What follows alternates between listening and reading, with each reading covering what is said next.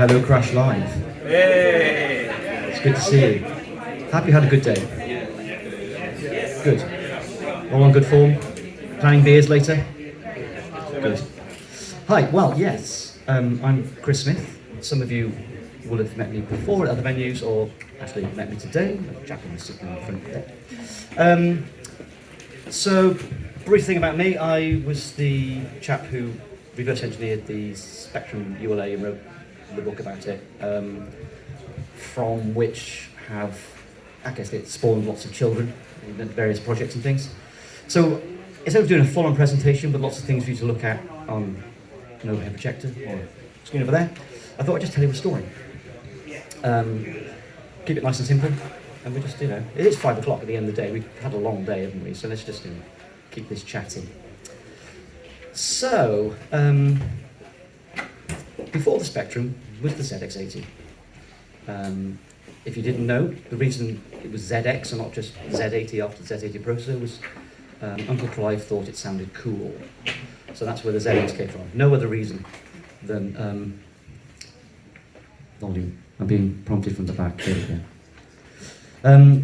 So the Zx80. Now that was built just with a Z80 processor and a whole bunch of chips which you could buy from Maplin or RS Components, etc.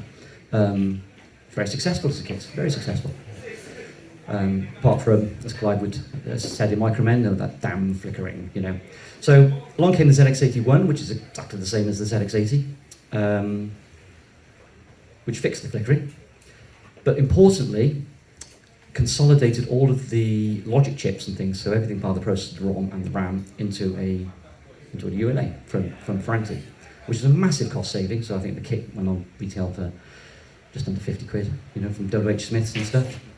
So, and it sold. It carried on selling even after the Spectrum came on the scene. Now, the guy who did the Zx81, who's working on the Zx81, was Jim Westwood, who was basically a TV engineer, really. And he couldn't get it to work. He was literally about to go off on holiday, and the Zx81 was there on the prototypes board with it may not have been a ULA at that point. Anyway, he couldn't get it to work. So Richard Altwasser had just joined Sinclair Research after he graduated from Cambridge, and he was charged with basically tinkering with it, seeing if he could get it to work while Jim was on holiday. Jim had no idea or any thoughts that Richard would actually get it to work, and lo and behold, he did. Which is fantastic. And that's what gave Richard Altwasser the gig, basically, for designing the ZX Spectrum. Jim moved across onto the mini TV project that Sinclair were doing, and Richard got the job for doing the Spectrum. So you've probably all seen in the Museum of Computing the Museum in Cambridge that's there. They've got from John Grant and his wife at 9 Tiles. They've donated the original prototype Spectrum, at least the prototype version that they had, on which they developed the ROM. So Clive's direction, basically, to Richard was keep the Z80 processor because it was a good cost choice, but also keep the ZX81 ROM because I don't want to rewrite the whole thing. Now I know that John Grant wanted to rewrite the whole ROM, but Clive was like, no, it's going to take too long. We've got to get this out. Just use the ROM that was there. So and that actually has turned out to be one of the crucial things in the development of the UK software industry or games industry, which I'll come on to that in a second.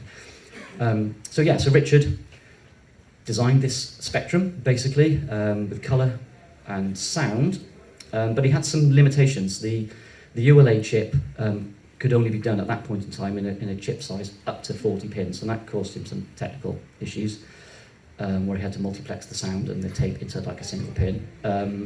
And also, there wasn't any, the Z80 processor, I guess anyone who's been using Spectrums or done any program on a ZX Spectrum will know that it's had memory contention. So if you're trying to run anything in the lower 16K of memory, that's where the video memory is. So when the video is updating the screen, the CPU has to wait. There were two choices to be made. Stop the screen, which is kind of what happened in the ZX80, or stop the processor. So we stopped the processor. And there's a pin on the Z80 called wait. If you put 0 volts into that, the processor just goes, take it off, and it carries on working, you know? But there wasn't a pin to do this, so he had this genius idea that given that he's generating the clock from this ULA chip, I'll just stop setting at the clock. And it just stopped it, because the CPU's only time reference is this pin going up and down in voltage. And if you stop that, time stops. Fantastic idea. So that's what Richard was doing. And he also had a problem that the original release of the Spectrum was going to be a 16K machine. So if he'd done full colour, it would have taken up more memory than was actually available in the machine. So he borrowed this idea from teletext where, even though the screen itself isn't character-based, Zx81 and Zx80 were, an 8x8 cell, you just basically said I can have a foreground and background colour, which meant it's like 768 bytes just for the colour, as opposed to another 7K.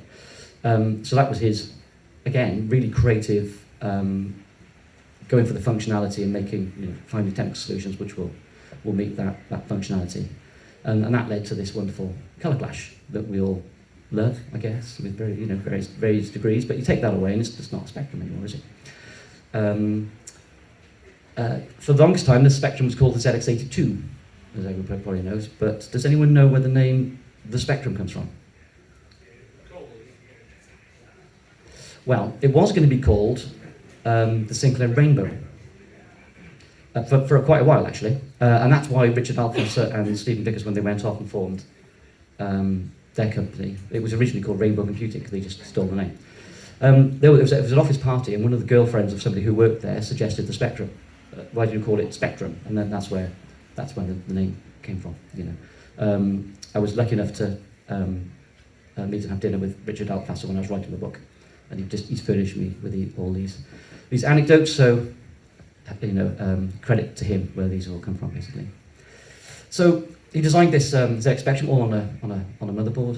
It was all wire wrapped, etc. The photos you guys would have seen at the museum from the stuff that John Grant kindly donated had a prototype ULA. It's the one that's got a little gold square in the middle of it. It's a ceramic chip thing, just a rapid prototype. But prior to that, it was all done just in like normal kind of logic. When Ferranti did the first ever release of this ULA chip for people, for Richard and the guys at Sinclair to test. If you think of like a 12-inch record disc, that's basically the size of a wafer that comes out of the fabrication machine. And on there are, well, I guess hundreds of little tiny squares, effectively, and each one's a single chip. So they produced the first ever wafer, and instead of chopping all that wafer up and putting it in plastic with pins, etc., to plug into something, what they do is they put little pins to probe various parts of the circuit, and there's, the ULA is specifically designed to have certain little test hooks in it. But when they got the first wafer out of the press, now I'm going to pause a sec just to give you a little bit. So these, the way the ULA works is it's a matrix of basically 4 transistors per cell, and there's like, I don't know, I can't remember off the top of my head, 22 across and 22 down, effectively, is the size of it. And they manufacture these well ahead of time, and there's nothing, they're all the same. For any manufacturer, if BBC, if Acorn were using one, or Sinclair were using one, or Philips for their, their cordless drills, whatever we're using them, they're all exactly the same. But they get covered with a complete layer of aluminium across the top, which does 2 things. It's the first step in customizing the chip for a particular purpose, but also putting that aluminium across the whole surface protects the wafer. So they can put those wafers into storage. Very, very clean, climate controlled storage, but nonetheless, they can be stockpiled ahead of time. And then when somebody like Sinclair comes along and says, I want you to produce this custom chip, what they literally do using photolithography, can't say the word, but basically they put a mask over the top, shine UV light through it, with an etch resist on the surface, and then they put it in acid and it burns away the aluminium that they don't want, leaving little lines which connect transistor to transistor to produce the functionality that they want in that device. Really, really simple. It's what we call like gate arrays now. FPGAs, CPLDs are the modern equivalent and evolution of that, but Ferranti were fantastic back in the day. And as an aside, they were sure that CMOS technology was never going to become a thing, so they didn't invest in it, and that's why Franti are not around. That's literally what killed them off. So, this first etching of the ULA wafer came out, and they realised that there was, and this is the first one, this cost a fortune. They realised that actually the engineer who had done the layout, who worked for Franti, had missed connecting two transistors together, so the whole thing didn't work. Now, despite the unbelievably clean conditions that you find in these microchip manufacturing plants, a single speck of dust had landed on the mask exactly where those 2 points were, which meant it, that point then stayed joined, so there was one single die on that entire wafer that was functional. So from that, he was able to test the functionality of the ULA, and it all worked. And so it's almost unbelievable. He couldn't write that, but that's what happened. So so that was how the Spectrum came around. So I said earlier about why using the Zx81 ROM was a genius move. So Clive's ambition of having a computer in every house was one that was, he's really passionate about it. And people were excited, this newfangled thing. I remember walking at WH Smith's with my dad in Cardiff, walking up, seeing this thing, the Zx81 on a stand, a vacuum-formed grey plinth with a black and white television. And there's a chap typing in a program with his daughter. It was literally 10 print, hello, what is your name? 20, input A string, 30, print, hello, A string, 40, go to 10. That was the program. So he said, oh, do you want to go? So I typed in my name, Christopher. I said, hello, Christopher. How are you? Or whatever it said. And I was like, oh, how does it know my name? Well, you laugh, but, my experience of computers was speak and spell and that kind of stuff. And they didn't have memory. You could put something in and it would not repeat back out to you what it is you put in. This was my first experience of that, and it would have been for a lot of people their first experience. And I was like, oh, I'm done.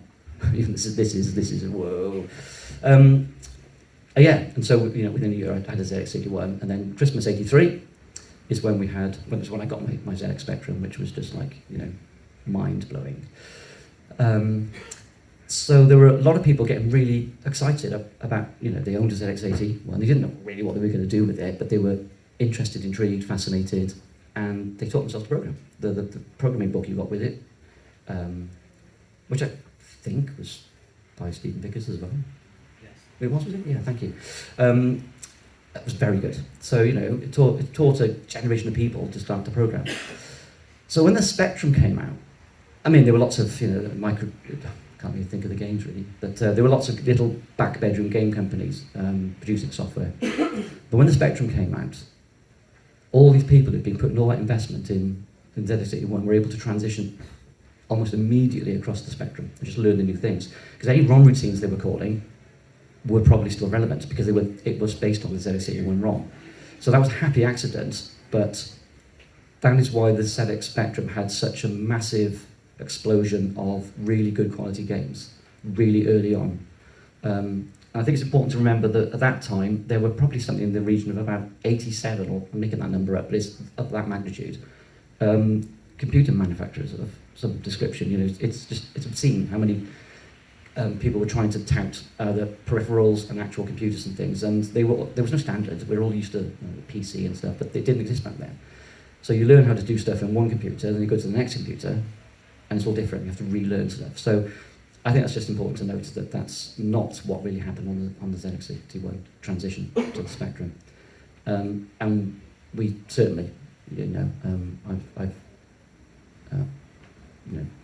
definitely the games industry that we have today owes a lot of what its heritage to that time, basically. I know the BBC Micro and stuff was quite influential for teaching people in school, etc. But companies like Ocean and all that kind of stuff, they owe what they're doing or did do to what happened with this transition from the Zx81 to the Spectrum. And also there's an awful lot of techniques and things that were developed on the Spectrum. For instance, take Night Law. this might not have been the first time, but it's the first one that I know about. An algorithm, I've got the name of it called now, something vector. Oh, it's gone out of my head. But basically, it's working out whether or not two objects in a 3D space are intersecting or not by projecting the shadow, which you end up basically with a line of each object onto the X, Y, and Z axis, which you can mathematically do really simply, which is really important when you're doing stuff on a 3.5 megahertz Z80 processor, and if any two lines do not intersect, then the objects don't intersect. And that's, I could point to the code in Night Law that does that, and you will find that in every single first-person shooter or anything that's working in a 3D space in games now. But, people were cutting that code and inventing these kind of techniques back then because the power was really low in these machines, and so you need to be creative. It's the sort of things I can imagine, ID Software would do, except the sort of approaches they took was, we couldn't have done that on the Spectrum back then. There is a Doom for the Spectrum now, isn't there? So it's very, very impressive how they've managed to do that. So yeah, so that's how we get to the Spectrum. I started sort of, my ambition, I was never a game player, so you probably don't see me standing out there writing games, but I was always had the ambition to build my own computer. And I was 14 years old when I started doing this really, and I hit a snag. If I went to the library and bought a book on how you generate a television picture, it was either really, really high level, or it was a postgrad text, and it was like, I'm in the middle, how do I? So it was not accessible to me, the information that I needed. But I had a go. I designed some schematics for some ROM boards and all that kind of stuff. They never really went anywhere, and I didn't have the technical skill, the dexterity really with soldering and etching my own PCBs and all that kind of stuff, because I was still a young guy really. Went off to university, did a degree in computer science and a postgrad master's in microelectronics. Got a job, kind of forgot about the Spectrum really, and then in 2007, rummaging around in the loft, I found some of these schematics which fell out of a folder and I'd forgotten they existed. And I was like, well, that wouldn't work, but I could see where I was going with that. So I thought, right, benefit of a university education and time and experience, can I do that? So I thought, well, what computer am I going to make? And I thought, do you know what, I'd like to make a Spectrum. There've been loads of clones and they've never been right.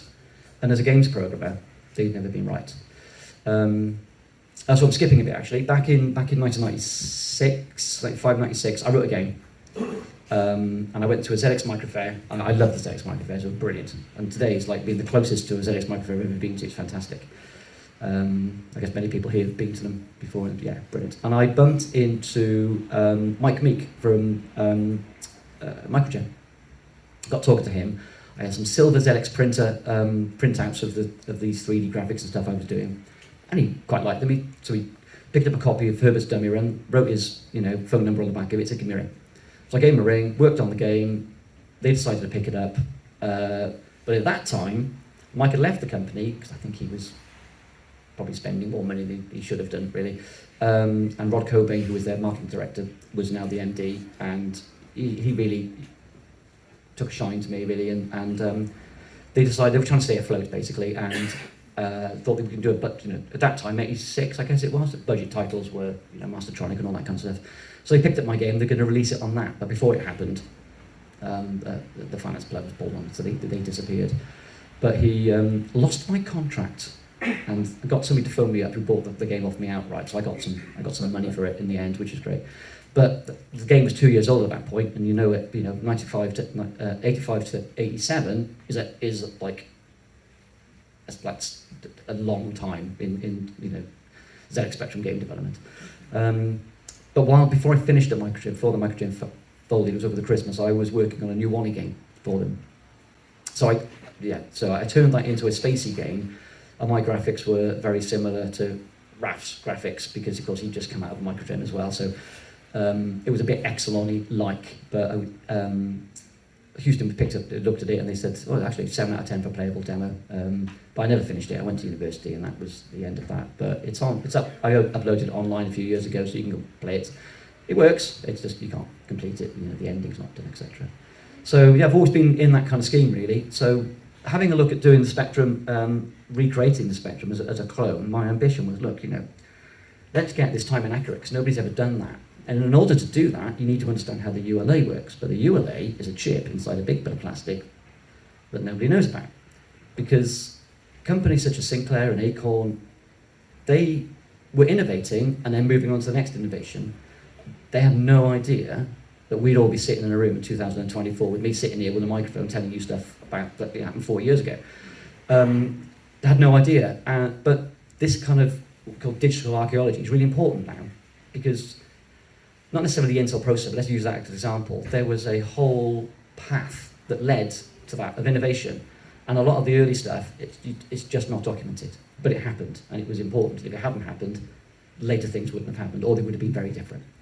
So I felt, I'd like to understand as much as I can about the ULA. I'd actually not appreciated this digital archaeology bit, and basically this hole in the historical record, but I did a good job, I think. It was a time inaccurate clone, the first one there's ever been. The Harlequin, if anyone knows that name, and Don and some others turned that, did a PCB design for that fit in the original 48K Spectrum case, which was great. It was all up online, it was all free anyway, but I had a part in that process, especially on the 128K process as well, putting that in, etc. But from an arm's length, because I was doing other things. But what I realised that I really wanted to write what I thought was going to be like a 30-page pamphlet, basically explaining how the ULA worked, because I wanted to give something back to the community. The emulator writers, people doing FPGAs and those sort of clones. It's like I would have liked this information to be available, so I'm doing it. I'm going to put it out there. But some of the things that I discovered in doing this non-invasive reverse engineering, because I was just doing it from the software model point of view about how the timing works. I just felt I had a bit of imposter syndrome writing a book saying this is how this works, this is how this works, this is how that works. And you had probably got it close, but I didn't know for sure. So I found a company called Daytel. I just emailed them out of the blue and said, look, if I send you some ULAs, could you X-ray them? My logic was that these are regular structured bunches of transistors with an aluminium layer on the top. So if I can see what the aluminium layer is, then I go to the Manchester Museum of Science and Industry and look at their Ferranti archives and try and work out what each cell structure looks like. That should be enough to do the job. He X-rayed it, and all he could see was the pins and the bonding wires. That was it. It's like, So I said, well, what can we do? He said, well, we could do a full workup on it, probably 2 or 3 days, and it's $5,000 a day. Yeah, that's not going to happen. So I said, well, okay, fine. He said, well, look, we'll poke around, see if we can get this X-ray thing to work, whatever. 2 weeks later, I received a DVD in the post. I popped it into my computer, had a look. They had done the full workup, the full optical imaging, tiled, and the SEM, scanning electron microscopy of it. And I was lying on the sofa with the flu at the time. I was like, oh, I want to be excited by this. I can't, it hurts. So I just, I sent him a bottle, a crate of wine and said, thank you very, very much. The problem was, now I had all the information, I really needed to do a proper job. And that meant effort. So it took months and months I basically, when nobody was looking, printed off loads of A3 sheets of paper, which basically had a big grid of all of these cells on it, sellotaped them all together on a big board. It was literally 1.5 meters by just over 1 meter in size. It's not quite square. Joined all the transistors up, and then went through going, oh, that's an OR gate, that's an AND gate, that's a 3-input NOR gate, and all that kind of stuff. And then said, oh, those together, that's a flip-flop. All right, that's a counter. Oh, these flip-flops make that counter, and worked out all the functional stuff. And then analysed its behaviour. But I wasn't doing that from scratch because I'd already done the Harlequin, so I knew a lot. So I was coming at it lukewarm, I guess. And that's what led to the book, which led to me bumping into my business partner, Paul, who was starting to do a venture with Clive Sinclair, which turned into the original Vega. which then brought my attention then to Darren Melbourne, and then he wanted to do, because he was the guy behind the original DTD64, so the Commodore 64 and the joystick. Oh, I said Commodore 64 in the Sinclair room. And so he really wanted to do like a little console about that, and you know, we kind of like we agonised over what it should look like, what it should be, and then Nintendo. So we had the technology, we had it written, it was working. The whole user interface and stuff really wasn't done, but it sort of was. And then Nintendo brought out their NES Classic. I was going, yeah, that's it. That's what it needs to be. And actually, what we designed and built was that. We didn't know what it looked like in terms of a custom product proposition, really. So that's where the C64 Mini came out. And of course, those of you who know our company, you know, we did the full-size 64 after that. Then we did a VIC-20 spin-off of it as a limited edition thing. Just a bit of fun, really, but you know, people enjoyed that. That was good. Then we did the A400, the A500, which is the Amiga, and then we did the A400 Mini, the E400 Mini. Actually, I should turn around and just show the back of my T-shirt, really, because they're all on there. There's a mirror. There's a mirror. Can you see? There you go. Could somebody read my products off for me? Because I obviously have no idea. And then the Spectrum. Now, the Spectrum didn't, as it is today, wasn't even on a piece of paper on the 8th of January of this year. Yeah. So we sat down, because we all work remotely. It's just the best way of working, actually. So we all work remotely, we can all do our thing. So we all met up in Cardiff, where I'm based, and we sat down and we got a 5-year product plan, basically. Which comes first in that there's a lot of shuffling around, little bits of shuffling around, because it all depends on licenses. Usually we've got to get the operating systems. Getting the game licenses is a long, drawn-out, laborious process, which you know, just get Darren talking about it, and you know, he's got, you know, many anecdotes and that sort of stuff. And it can be quite an expensive process as well, because you know, we're not paying people salaries. You know, Darren has a salary. Well, you know, he's going out getting all these games, you know, and the longer so it's a very expensive job. But yeah, operating systems. You know, you can't do a product without an operating system. So there's often a bit of juggling around. But we've basically got to the point where we thought, look, can we get a product? We didn't have a product out for this year. Otherwise, we had the Atari 400 was coming out in March 28th. But other than that, we didn't have anything. And it was like, can we get a product out for Christmas? And I thought, Christmas. I've always wanted to do a Christmas thing. Can we do a Spectrum for Christmas? Because it's just like 1983. When anyone's got a rubber key keyboard, majority of us got one in 1983. And it's like, oh, we need to do that. So we threw absolutely everything at it. So my lead developer, Dylan Smith, everyone knows Dylan Smith, he designed the Spectranet for the original Spectrum, the Ethernet interface, and also the Spectrum diagnostic ROM in combination with somebody, D Smith, Dylan Smith. So he works, so he's, you know, a Spectrum head. So yeah, we just put everything at it. We didn't have a CAD designer at that time, so I had to do all the CAD for all the case. So those of you I haven't spoken to yet, today, it is the reincarnation of my original issue 2 ZX Spectrum that I got in 1983. So it's had tens of thousands of babies, which is fantastic, you know. So that's, yeah, so I did all that CAD design and stuff, and most of the user interface, and I wrote the emulator, because it would just be wrong to use somebody else's after I'd done the whole ULA work and all that kind of stuff.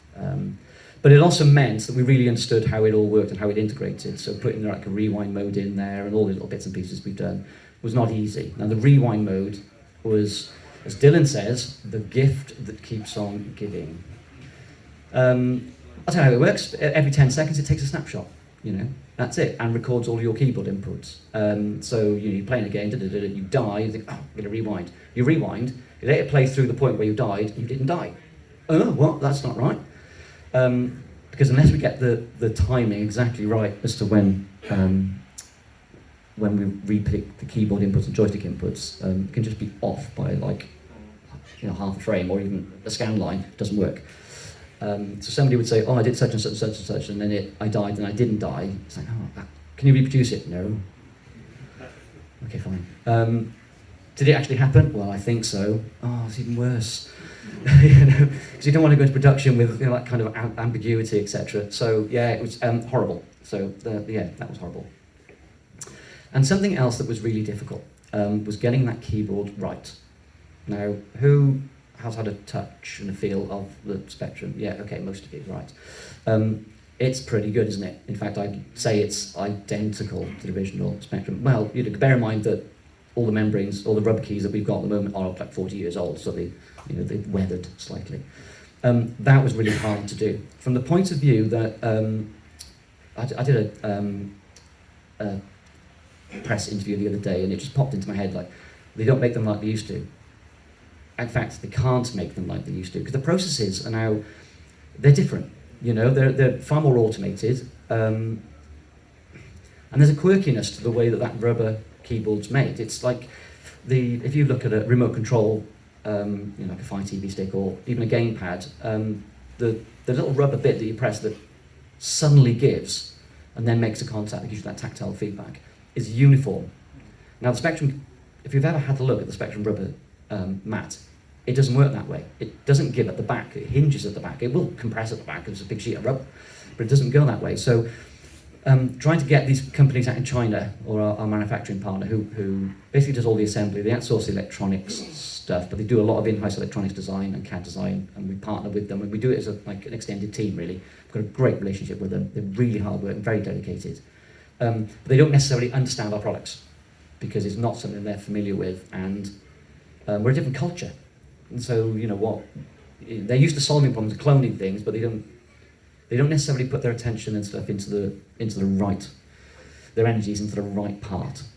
They often try and solve the wrong thing at the right time, kind of thing. Anyway, so getting that rubber to work was a nightmare, and imagine trying to assess how like the original Spectrum it is over a Zoom call. How does it feel? Oh, it feels great. They're saying to me, it's been translated 3 times from Mandarin to Cantonese and to English. And I'm not lying. So I had to go out there. So I went out there in May of this year, and it was terrible. So we built a device with a little pressure meter on a little bit of a jig that we moved the little rubber mat through, and we tested the force before it gives on every single key. I took an average of it, and I can't remember if it was 72 or 92 grams. One of the two, somewhere around there. So that's what we needed as a target, and there's a margin of error when they're making these things. And we found that the process they were using, the top left key, for example, and they were printing out these mats, basically they were 3x4, and then basically you just tear them down the middle to tear them off, basically. The top left-hand key on this particular one would be 40 grams to press, and it's 160 on the space bar and the space at the bottom. So then the next one would be different, it'd be hard in the middle, So they were trying to solve that problem, and in the end, we managed. We abandoned that company. Now they're the company that we use for the elastomers, as they're called, inside of the gamepads. They're fine, but not doing something with that level of consistency across, because they're doing big. How many? 1, 2, 3, 3x4. 12 a day. 12 per max kind of thing. We found a company that did iPad keyboards, which were generally sort of rubber based, but they had to redo their tooling, and because there was a lot more rubber as well in this thing, so I had to redo their tooling at the very last minute to get that to work eventually, and it's beautiful, but it nearly didn't happen. And the other thing that was an issue, so that was in May, and then in the middle of July, I've got the new sample of the keyboard controller that they've got. So we've copied the keyboard matrix from the original Spectrum. It's the same. We just moved where the ribbons are for manufacturing ease, really. Anyway, great. So you get ghost keys, which is fantastic. So if you press O and P and you press Q, the Spectrum itself thinks W's pressed. It's not Spectrum. It's just when the matrix gets scanned, that's what you see. Now all keyboards have ghost keys. It's just that the manufacturers of these USB PC keyboards know what the simultaneous key combinations are going to be, and they make sure that there's no contention and conflict, basically, in that scanning. But you can't do that on the Spectrum because it's such a simple. It's got basically 8 half rows of 5 keys, effectively. And what they found was, well, what I found was that if you press certain legitimate game keys, but at the same time, it would drop keys. And I couldn't work out why. And it turns out the reason that happens is the USB keyboard protocol only allows for 6 keys simultaneously pressed. Ooh. I was able to get at least 11 keys using just a, fairly esoteric but totally valid combination pressed. And of course it would be dropping, it wasn't able to detect, oh, these are the ghost keys, or this key and this key, one of them might be the real key, and then this key is the ghost key, I'll drop that one, which is what my solution would have been. So I'll get on the plane tomorrow. So I did, flew over to China, sat in a room with them, and came up with a beautiful solution, eventually, which was make it 2 keyboards. So it's 1 matrix, it's 1 controller chip, but it's 2 keyboards, so we can get 12 keys.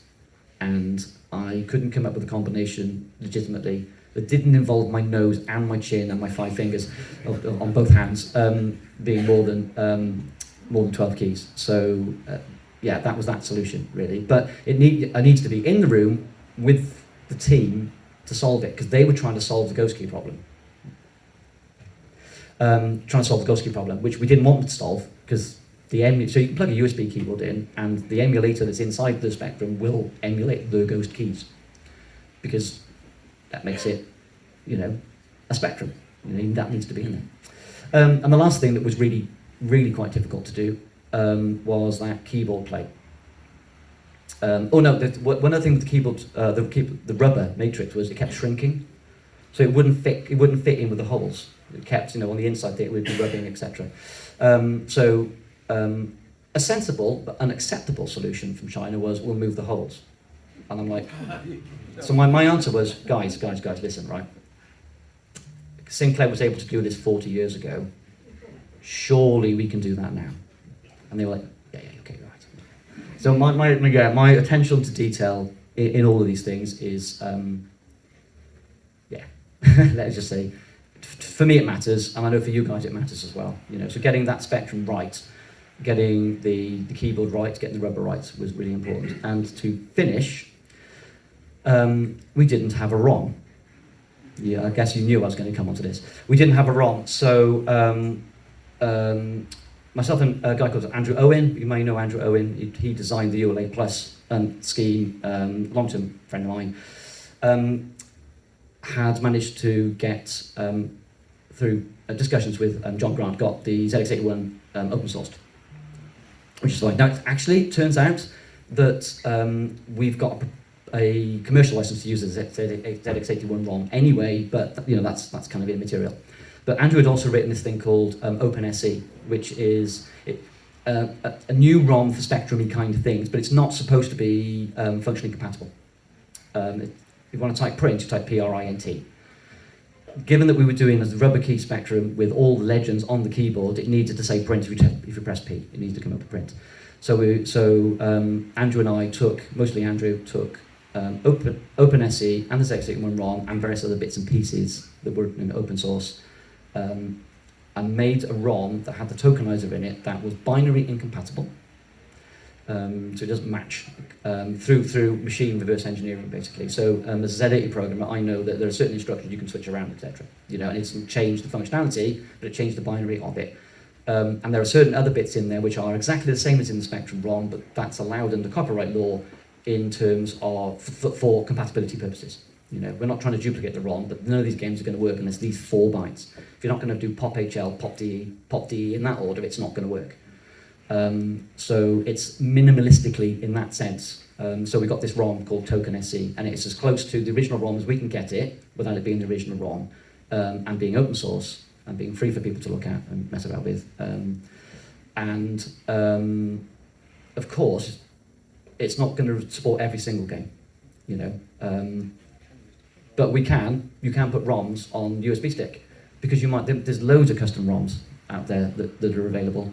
So we want people to be able to have the choice of replacing the ROMs in a much easier way than unsoldering the one in their real Spectrum, etc. So you can put them on a USB stick, and it's in the manual how to do that.